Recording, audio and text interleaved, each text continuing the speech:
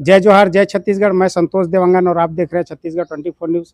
मित्रों, आपको बता दें कि इन दिनों पाटन में राज प्रधान चुनाव काफ़ी सरगर्मी में है और यह राज प्रधान का चुनाव छत्तीसगढ़ मनवा कुर्मी छत्री समाज के द्वारा किया जा रहा है। और पाटन में जो है लगभग 9,500 के इस समाज के मतदाता हैं और इन मतदाताओं के पास जा करके यहाँ के जो युवा और समाज के प्रति सक्रिय कुशल व्यवहार के धनी युगल किशोर आडिल जी, जो अपने मतदाताओं के पास जा करके अपने लिए वोट मांग रहे हैं और सफल समाज का नेतृत्व करने के लिए युवाओं को जो है अपने साथ जोड़ रहे हैं। और गर्मी का जो पारा तो लगातार चढ़ रहा है, उसी प्रकार से चुनावी गर्मी भी काफ़ी बढ़ गई है। इसी के दरमियान हम युवा उम्मीदवार भाई युगल किशोर आडिल जी, उनसे हम जानकारी लेंगे कि आखिर वे इस चुनाव में किस उद्देश्य को लेकर के वे राज प्रधान के इस चुनाव में खड़े हुए हैं। इस संबंध में उनसे जानकारी लेंगे, तो आप जुड़े रहे छत्तीसगढ़ 24 न्यूज़ से। मनवा कुर्मी समाज का राज प्रधान पद के लिए अभी आगामी 7 तारीख को चुनाव होना है और इस चुनाव में समाज के युवा साथी भाई युगल किशोर आडिल जी हमारे साथ हैं और इनको जो है समाज के युवाओं ने जो है राज प्रधान के पद पर बैठाने के लिए इनको उम्मीदवार बनाया है और हम इनके पास हैं और इस विषय में जानकारी लेंगे कि इनके द्वारा आखिर यह चुनाव में उम्मीदवार ये क्यों बने और इसके पीछे क्या उद्देश्य है और समाज के लिए क्या करना चाहते हैं, समाज के युवाओं के लिए क्या करना चाहते हैं। आडिल जी, जय जोहार। जय जोहार। आडिल जी, समाज में आप इसके पहले किस पद में थे? मैं लगातार अभी 9 वर्षों तक छत्तीसगढ़ मनवा कुर्मी समाज पाटन राज्य युवा अध्यक्ष की नैतिक जिम्मेदारी का निर्वहन करते आया हूँ और ये मेरा लगभग 9वां साल कंप्लीट हुआ है। समाज में युवा अध्यक्ष रहते हुए आपने समाज के लिए क्या-क्या किए हैं आप? देखिए, मुझको 9 साल युवा अध्यक्ष के पद पे रहते हुआ है, तो मैंने बहुत सारा अनुभव किया था कि युवाओं को किस दिशा में लेके जाना चाहिए और मैंने देखा कि समाज में सिर्फ हम लोग पारिवारिक मामले हल करते हैं, लेकिन युवाओं को अलग दिशा में ले जाने के लिए हमको कार्यक्रम कराना था। तो मैंने एक पहला प्रयास तो ये किया कि स्कूलों और कॉलेजों में करियर काउंसलिंग और मोटिवेशनल कार्यक्रम आयोजन किया ताकि बच्चे एजुकेटेड हो सकें और उनको एक दिशा मिल सके, चूँकि ग्रामीण बेल्ट में इसकी व्यवस्था नहीं होती। शहरी बेल्ट में जनरली आप करियर काउंसलिंग वगैरह चलते रहता है, तो मैंने उस दिशा में काम किया। दूसरा ये कि हमारे समाज में कुछ बहुत गरीब परिवार भी हैं, तो हमने उनका चिन्हांकन किया, वहाँ के हमारे युवा साथियों ने बताया, तो हमने उनके विवाह के लिए भी हमारे साथियों से सहयोग लेकर एक राशि इकट्ठा करके उनको सहयोग राशि प्रदान किए थे। ऐसे बहुत सारे हमारी बहनों को हमने सहयोग किया, सामाजिक मामलों में भी सहयोग किया, किसी के इलाज के लिए भी सहयोग किए और उसके साथ-साथ कई बार ऐसे घटनाएँ भी घटी कि अन्य समाज के लोग भी हमारे पास आए। छावनी से भी एक लड़का आया था पटेल, उनको भी हमने लगभग 32-33 हज़ार रुपया पढ़ाई में फ़ीस के लिए दिए थे। तो हमारा मूल उद्देश्य ये था कि समाज को हम उस दिशा में ले जाएँ, जहाँ से ज़रूरतमंद को भी सहयोग मिल सके और शिक्षा के क्षेत्र में तो व्यापक काम किए थे और जितने भी हमारे नीचे लेवल से जो बहुत संघर्ष करके जो आगे बढ़े हैं, उनको उनकी प्रतिभा को हमने एक होली मिलन समारोह के माध्यम से सामने लाया था। अभी विगत दिनों उनका कार्यक्रम हुआ, जिसमें लगभग हम लोग 38 लोगों को चयन किया था अलग-अलग क्षेत्र के और उसमें हमने पेरेंट्स का भी सम्मान किया, पालकों का सम्मान किया। उसके पीछे हमारा रीज़न ये था, उद्देश्य ये था कि बहुत मेहनत करके माँ-बाप अपने बच्चों को आगे बढ़ाने के लिए प्रयास करते हैं। अपने सपनों को उन लोग मार देते हैं और बच्चों के लिए पूरा समर्पित हो जाते हैं। तो मैंने ये देखा कि पालकों का जो प्रेम है, पालकों का जो समर्पण की भावना है, जिसके कारण जो बच्चे प्रतिभावान थे वो काफ़ी आगे बढ़ गए। तो हमने पालक सम्मान भी किया, उनके बच्चों का भी सम्मान किया, तो एक हमारा वो कार्यक्रम लगातार चलते रहा है। युगल जी, राज प्रधान चुनाव लड़ने के पीछे आपका मूल उद्देश्य क्या है? देखिए, राज प्रधान जनरली हमारे उम्र में कोई लड़ना चाहता नहीं है, लेकिन मैं एक चीज़ बता दूँ कि अगर हमारे जैसे युवा अगर सामने नहीं आएँगे और समाज में हम लोग जाके काम नहीं करेंगे, तो ये मान के चलें कि हम युवाओं को प्रतिनिधित्व नहीं दे पाएँगे और युवा शक्ति का उपयोग समाज को करना चाहिए। क्योंकि अन्य समाजों में हमने देखा है कि ज़्यादातर युवा पदाधिकारी हैं और वरिष्ठ जो है उनके मार्गदर्शक बने हुए हैं और मार्गदर्शक के रूप में वो लोग काम कर रहे हैं। तो मैंने ये सोचा कि जब हम लोग 9 साल तक युवा अध्यक्ष की नैतिक जिम्मेदारी निर्वहन किए हैं, तो हमको राज प्रधान की भी नैतिक जवाबदारी मिलनी चाहिए और उद्देश्य प्रमुख रूप से मेरा ये है कि युवाओं की भागीदारी समाज में बढ़ाना, महिलाओं की भागीदारी को समाज में सुनिश्चित करना, क्योंकि महिला घर संभालता है और साथ ही साथ अपने बच्चों की पढ़ाई के लिए, अपने परिवार को चलाने के लिए दिन रात वो मेहनत करता है, तो उनकी एक भागीदारी सुनिश्चित करनी चाहिए। और युवा वर्ग जो समाज से कटे-कटे हैं, ज़्यादातर आपने देखा होगा कि समाज में युवाओं की ज़्यादा सहभागिता नहीं रहती, खास तौर पे हमारे समाज में। तो युवा शक्ति का उपयोग समाज में होना चाहिए और उससे ये फ़ायदा होगा कि जो युवा है वो समाज में जाके समाज की रीति-नीति समझेगा। दूसरी बात ये कि उनकी क्षमता का आकलन करते हुए जब उनको प्लेटफ़ॉर्म देंगे, उनको नेतृत्व क्षमता देंगे, तो हो सकता है उनकी लाइफ़ और ज़्यादा अच्छा आगे बढ़ जाए और उनके साथ उनके जो परिवार के जो बच्चे हैं, वो समाज में आते जाता रहेगा, तो एक पारिवारिक संस्कार, सामाजिक संस्कार में वो ढलेगा। तो मेरा मूल उद्देश्य वही था कि हम सब मिल के समाज को संगठित करें और जो हमारे नीचे पीड़ित लोग हैं, जो छोटे गरीब लोग हैं, जो पढ़ाई में अच्छे हैं, उनकी हम लोग मिल-जुल कर सहयोग करें ताकि समाज का हर वर्ग अपने आप को ये महसूस करे कि हमारे साथ समाज खड़ा है। नहीं तो ज़्यादातर होता क्या है कि सामाजिक ढाँचे में सिर्फ़ हम लोग वही काम करते हैं कि सामाजिक निर्णय करना या और छोटा-मोटा कुछ निर्णय आ जाए, उसके अलावा कुछ अलग से एक्टिविटीज़ दिखता नहीं है। लेकिन आपने बहुत बड़ी और बहुत अच्छी बात कही कि आप युवाओं और महिलाओं को सबसे पहले प्राथमिकता देंगे और समाज को जितना हो सके आगे बढ़ाने के लिए, शिक्षित करने के लिए, जागरूक करने के लिए बहुत प्रयास करें। बहुत अच्छी बात कही। पाटन राज्य प्रधान का जो चुनाव अभी जो चल रहा है, काफ़ी सरगर्मी में है, काफ़ी एक अलग-सा माहौल क्रिएट किया हुआ है ये। तो कहीं ये राजनीतिक सरगर्मी तो नहीं है, राजनीतिकरण तो नहीं है ये? देखिए अभी राजनीतिकरण तो मैं नहीं कर सकता, उसके पीछे का कारण मैं बता रहा हूँ। क्योंकि मैं जब युवा अध्यक्ष था, लगभग 9 साल मैं युवा अध्यक्ष रहा, तो मेरे कार्यकारिणी में ज़्यादातर भारतीय जनता पार्टी समर्थित युवा भी थे, कांग्रेस समर्थित युवा भी थे, एजुकेटेड पर्सन जो नौकरी पेशा है उन लोग भी थे और जिनको राजनीति में ज़्यादा मतलब नहीं रहता वैसे लोग भी मेरे कार्यकारिणी का हिस्सा रहे हैं। तो मेरे तरफ से कभी समाज में राजनीतिकरण नहीं किया गया है, क्योंकि मुझको समाज चलाना था, मुझको युवा कार्यकारिणी चलाना था। मैं उसमें अगर भारतीय जनता पार्टी या कांग्रेस की या अदर पार्टी की बात करूँ, तो मैं समाज को संगठित नहीं कर सकता। और आज भी जो मैं चुनाव लड़ रहा हूँ, वो एक ही उद्देश्य से लेकर चल रहा हूँ कि मुझको समाज को संगठित करना है, समाज के लोगों के लिए काम करना है। और जो मेरे 3 साल जो मैं दूँगा समाज को, वो पूरा समाज को देना चाहता हूँ ताकि मैं अपनी एनर्जी समाज के लिए लगा सकूँ, लोगों को जोड़ सकूँ।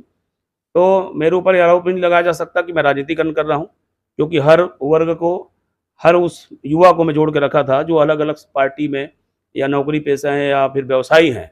ऐसे लोग मेरे साथ लगातार 9 साल तक काम किए हैं।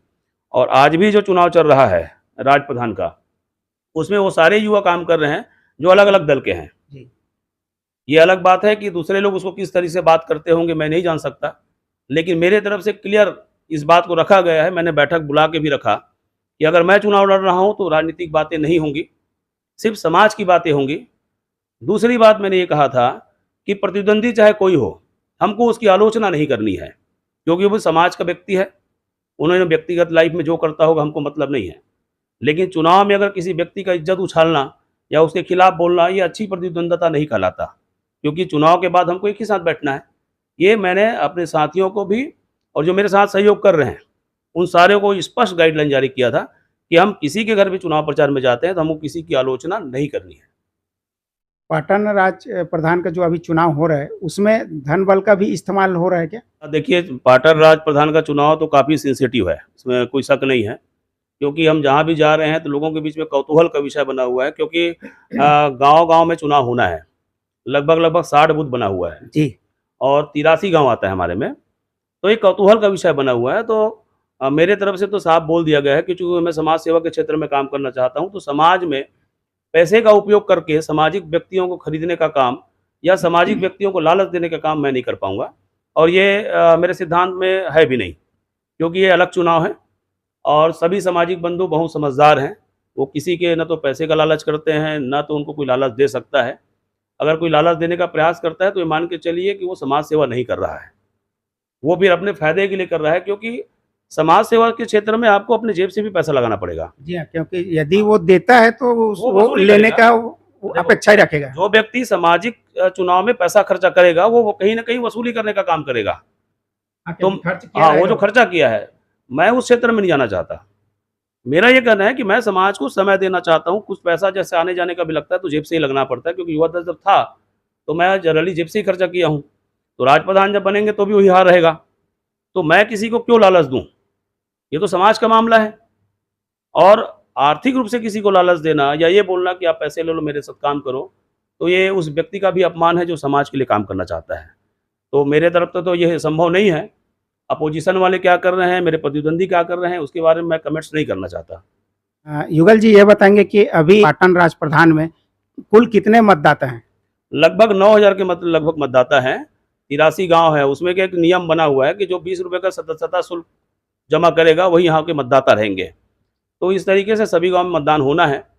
83 गाँव है और लगभग 60 आपका बूथ है। युगल जी एक और सवाल आपसे पूछना चाहूँगा।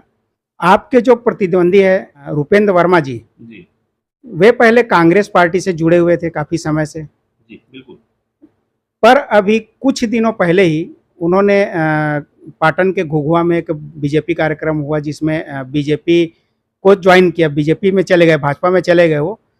तो क्या इनको जो है यहाँ के जो सांसद प्रत्याशी है विजय बघेल, उनका भी सहयोग प्राप्त हो रहा होगा या उनको प्राप्त होगा? ये तो खैर उनकी बीच की मामला है, उनको ज़्यादा बोलना मेरे लिए उचित नहीं होगा। हाँ, ये सही है कि वो पहले भारतीय जनता पार्टी में नहीं थे, कांग्रेस के मेंबर थे और कुछ दिनों पहले उन्होंने भाजपा ज्वाइन किया है। ये हो सकता है कि उनकी मंशा रही होगी कि उसमें चला जाए और राजप्रधान लड़ा जाए, ये उनका व्यक्तिगत मामला है। उसमें ज़्यादा तो मैं नहीं बोल सकता और चूँकि विजय बघेल भी समाज से जुड़े हुए हैं, भूपेश बघेल जी भी समाज से जुड़े हुए हैं, तो उनका नज़रिया क्या होगा इस चुनाव में तो वो तो उन्हीं लोग तय करेंगे। लेकिन मुझे ऐसा लगता है कि ये जो चुनाव है वो पूर्ण रूप से सामाजिक होना चाहिए और इसमें राजनीतिक हस्तक्षेप उचित नहीं है, मुझको ऐसा लगता है। क्योंकि सभी हम लोग समाज के हैं और सभी को अपना-अपना अधिकार है चुनाव लड़ने का, मतदाता स्वतंत्र है वोट देने के लिए। तो मैं तो यही निवेदन करूँगा समाज के सभी मतदाताओं से, युवाओं से कि आप अपने भविष्य को सुधारने के लिए या आपको ऐसा लगता है कि जो योग्य प्रत्याशी हैं, उनकी कार्यक्षमता, उनकी सोच और उनका व्यवहार, इन सारी चीज़ों का संयोजन करके आपको मतदान करना चाहिए। इसमें भारतीय जनता पार्टी या कांग्रेस वाली बात तो होनी नहीं चाहिए, क्योंकि पूर्ण रूपेण सामाजिक चुनाव है और जैसे मैंने सभी को कहा है कि ये सामाजिक चुनाव है, तो कहीं पे दलगत बातें नहीं करेंगे हम लोग। तो वो तो उनके बीच का मामला है कि उन लोग क्या करेंगे। लेकिन मुझे अलग से हमारे किसी पॉलिटिशियन ने नहीं कहा है कि हम लोग राजनीतिक रूप से आपको सहयोग करेंगे या अलग से आपको मदद करेंगे, ऐसा कुछ मुझको नहीं बोला गया है। जी, बहुत अच्छी बात। युगल जी, पाटन जो है पूर्व मुख्यमंत्री भूपेश बघेल जी के और उनके भतीजा विजय बघेल जी जो कांग्रेस और भाजपा से है और इन दोनों का गढ़ रहा है ये। और पहले भी जो है आप कांग्रेस से जुड़े रहे हैं, छात्र संगठन से जुड़े रहे हैं। तो क्या आपको भी कांग्रेस पार्टी के द्वारा जो है भूपेश बघेल की तरफ से या किसी की तरफ से आपको भी कुछ समर्थन मिल रहा है क्या समाज में? नहीं, ऐसा नहीं है। मैंने ये सही कहा आपने कि मैंने छात्र राजनीति से शुरुआत किया और उस टाइम मैं कांग्रेस में था और आज भी मेरी विचारधारा उनसे जुड़ी हुई है। लेकिन 9 साल तक मैं सामाजिक रूप से जुड़ के जब काम किया, तो मेरा मना स्थिति पूर्ण रूप से सामाजिक है। और आपने देखा होगा कि मैं इस बीच में लगभग 6 से 8 साल तक राजनीति में काफ़ी निष्क्रिय रहा हूँ। मैं जुड़ा हूँ, काम भी लगातार करते आ रहा हूँ, लेकिन मेरा पूरा इंटरफेयर सामाजिक रहा है। और आपने जो पूछा कि क्या आपको भूपेश बघेल जी का सहयोग है, तो मैं ये बता दूँ मेरे उनसे कोई भी चर्चा नहीं हो पाई है। और जब चर्चा नहीं हुई है तो मैं कैसे बोलूँ कि उनका मेरे को सहयोग मिल रहा है। तो ऐसा कहना मेरे लिए अच्छा नहीं होगा और बगैर चर्चा के इस बात को भी मैं नहीं रख सकता कि उनको सहयोग मिल रहा है। हाँ, ये तय है कि बाकी जितने लोग को ऐसा लग रहा है कि नहीं युगल किशोर आडिल को अगर हम लोग राजप्रधान बनाते हैं तो एक नई सोच के साथ वो काम करेगा, क्योंकि मैंने पहले भी बहुत सारा रचनात्मक कार्य एजुकेशन में बहुत सारे कामों में किया है। तो जिनको जिनको ऐसा लग रहा है कि वो काम कर लेगा, तो उन लोग मेरे समर्थन में आए हुए हैं और सब अलग-अलग तरीके से लोग सहयोग कर रहे हैं। जैसे बीजेपी कांग्रेस की भी मैं बात बोलूँ तो एक बात क्लियर कर दूँ कि भारतीय जनता पार्टी से जो लोग जुड़े हुए हैं युवा साथी, उन लोगों का भी स्पष्ट कहना है कि हम युगल किशोर आडिल को साथ देंगे, क्योंकि उनकी विचार पूर्ण रूप में सामाजिक है, ना कि राजनीतिक।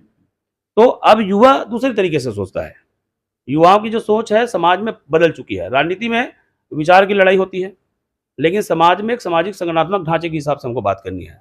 तो युवा वर्ग जो है, महिलाएं हैं, वरिष्ठ जन भी जो हैं, उनका आशीर्वाद मुझको मिला हुआ है। जैसे आदरणीय सीताराम वर्मा जी पूर्व केंद्रीय अध्यक्ष रहे हुए हैं और उससे बड़ा सामाजिक कार्यकर्ता, उससे बड़ा सामाजिक दान भी हमको देखने को नहीं मिलता। उनका समर्पण हमारे समाज के लिए बहुत है। उनका हमको आशीर्वाद मिला हुआ है। और वैसे पूर्व राष्ट्रप्रधान आदरणीय राजा राम नायक जी हैं, आदरणीय ओम प्रकाश वर्मा जी हैं, है ना? इसी तरीके से जितने राष्ट्रप्रधान रहे हैं, उन सभी का आशीर्वाद हमको मिला हुआ है। उन लोग भी हमको आशीर्वाद दिए हैं कि आपको राष्ट्रप्रधान बनाने के लिए सहयोग करेंगे, और उन लोग कर भी रहे हैं। घूम-घूम के लोगों से बातें कर रहे हैं, और बाकी महिलाएँ भी सहयोग माँग रही हैं, युवा भी सहयोग माँग रहे हैं। तो कुल मिला के ये मामला मेरे लिए राजनीतिक रूप से काम नहीं आ रहा है। युगल जी, आप अपने समाज के मतदाताओं से कुछ कहना चाहेंगे? जी बिल्कुल, मैं निवेदन करना चाहूँगा समाज के मतदाताओं से कि पहली बार किसी युवा ने हिम्मत किया है कि राष्ट्रप्रधान के लिए चुनाव लड़ें। मेरा उम्र लगभग 45 साल हो चुका है और 9-9 साल का अनुभव रहा है। तो मैं आप सभी से निवेदन करना चाहूँगा कि आप लोग एक बार युवा शक्ति को भी आज़मा लें, क्योंकि समाज को एक दिशा देना है, युवाओं को जोड़ना है, महिलाओं के लिए सहभागिता निभानी है, और साथ ही हमारे आने वाले जो पीढ़ी हैं, उनके लिए भी कुछ-कुछ कार्यक्रम ऑर्गेनाइज़ करके उसको समाज में जोड़ते हुए एजुकेशन में भी हम आगे बढ़ाएँ। इस दिशा में भी हमको काम करना है। मैं मनवा कुर्मी समाज के सभी मतदाताओं से निवेदन करना चाहूँगा कि अभी 7 तारीख को जो मतदान होना है, उसमें मुझको प्रचंड बहुमत से आप मतदान देकर विजयी बनाएँ, और एक बार युवा शक्ति को भी आप मनवा कुर्मी समाज राष्ट्रप्रधान बनाकर नेतृत्व करने का मौका दें, ताकि मैं भी समाज के क्षेत्र में काम कर सकूं। इन्हीं बातों के साथ आप सभी को मेरा जय जोहार, जय छत्तीसगढ़, जय मनवा कुर्मी समाज। युगल जी, आप कहाँ के निवासी हैं? जी, मेरा मूल ग्राम तो कुर्मीगुंडरा है, और अभी मेरा निवास पाटन में भी है। तो पाटन में जनरली मैं रहता हूँ, और चूँकि खेती किसानी गाँव में है कुर्मीगुंडरा में, तो वहाँ भी लगातार मेरा आना-जाना है। पाटन में कहाँ पे रहना होता है, आपको बताना चाहेंगे? पाटन में मैं नया बस स्टैंड है, वर्मा साड़ी सेंटर के जस्ट बगल में मेरा निवास है स्वयं का। तो यहाँ मैं लगभग 4-5 साल से निवासरत हूँ। मतलब आप जो है अपने मतदाताओं को जो है पूरा समय आप घर में देंगे। जी, बिल्कुल, पाटन में भी आ सकते हैं, कुर्मीगुंडा भी आ सकते हैं। मुझको तो यहीं अवेलेबल रहना है, तो मेरा निवास स्थान तो पाटन ही है सेंटर में। तो यहाँ लोगों से मिलना-जुलना मेरा होता रहता है। बहुत बढ़िया। लेकिन आपके प्रतिद्वंदी जो है रूपेंद्र वर्मा, वो कहाँ के रहने वाले हैं? जी, उनका मूल ग्राम रवेली है, और अभी तो फिलहाल वर्तमान में वो भिलाई प्रगति नगर में निवासरत है। वो लगभग 10-15 साल से वो रवेली छोड़ दिया है। तो उनका निवासरत प्रगति नगर है। उनसे भी उनका मेल-मिलाप हमको भिलाई में होते रहता था। तो उनका निवास तो फिलहाल अभी निवास तो रवेली है, लेकिन रहना प्रगति नगर में होता है। तो क्या राष्ट्रप्रधान चुनाव के लिए बाहर से निवास रहने वाले लोग चुनाव लड़ सकते हैं कि लोकल के लोग ही? नहीं, उसमें असल में क्या है, निवास तो उसका मूल गाँव तो रवेली है। तो यहाँ वो सदस्यता शुल्क कटाया हुआ है, तो चुनाव लड़ सकता है। वो अपने बिज़नेस के कारण या किसी और कारण से रहता होगा, वो उसका व्यक्तिगत मामला है, उसमें मैं टिप्पणी नहीं करूँगा। लेकिन मेरी जानकारी के हिसाब से तो उसका निवास वहाँ है। बहुत बढ़िया। तो आप जुड़े रहे छत्तीसगढ़ 24 न्यूज़ से। छत्तीसगढ़ 24 न्यूज़ के लिए पाटन से करण साहू के साथ संतोष देवांगन की रिपोर्ट।